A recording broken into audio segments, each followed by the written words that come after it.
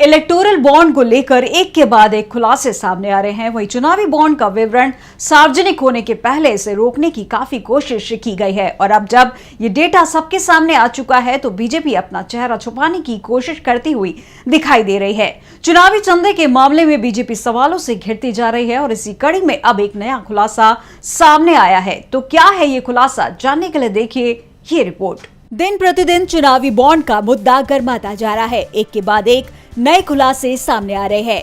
BJP लगातार चुनावी चंदे को लेकर उलझती हुई नजर आ रही है। गुरुवार को चुनाव आयोग की वेबसाइट पर जारी डेटा में खुलासा हुआ कि बीजेपी को सबसे ज्यादा चंदा मिला है। यही नहीं, बाकी राजनीतिक दलों को मिले चंदे और बीजेपी को मिले चंदे के बीच का फासला भी अधिक पाया गया। उसके बाद एक और खुलासा सामने आया जिसने बीजेपी की मुश्किलों को और बढ़ा दिया है। सबसे अधिक चुनावी बॉन्ड खरीदने वाली शीर्ष 5 कंपनियों में से 3 ने ईडी और आईटी की रेड के बाद चुनावी बॉन्ड खरीदे हैं। उन कंपनियों की लिस्ट भी सामने आई जिनके दरवाजे पर केंद्रीय एजेंसियों ने दस्तक दी, जिसके बाद उन्होंने भर भर के इलेक्टोरल बॉन्ड खरीदे। और अब एक नया खुलासा सामने आया है जहां 30 कंपनियां ऐसी पाई गई हैं जिन्होंने छापेमारी के ठीक बाद राजनीतिक दलों को मोटा चुनावी चंदा दिया है। कई कंपनियों ने अपने नेट प्रॉफिट की तुलना में कई गुना ज्यादा चुनावी चंदा दिया है। जिन कंपनियों का प्रॉफिट 2 करोड़ भी नहीं, उसने 183 करोड़ रुपए के इलेक्टोरल बॉन्ड खरीदे हैं।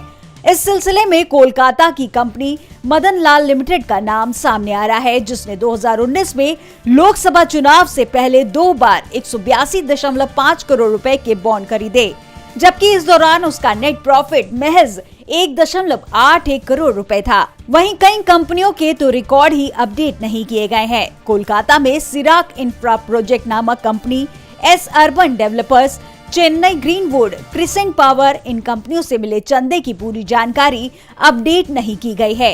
एक के बाद एक इन खुलासों ने बीजेपी की नींद उड़ा दी है। अब ऐसे में इन आरोपों से कैसे बीजेपी अपना दामन बचाएगी, ये देखने वाली बात होगी। डीबी लाइव की रिपोर्ट।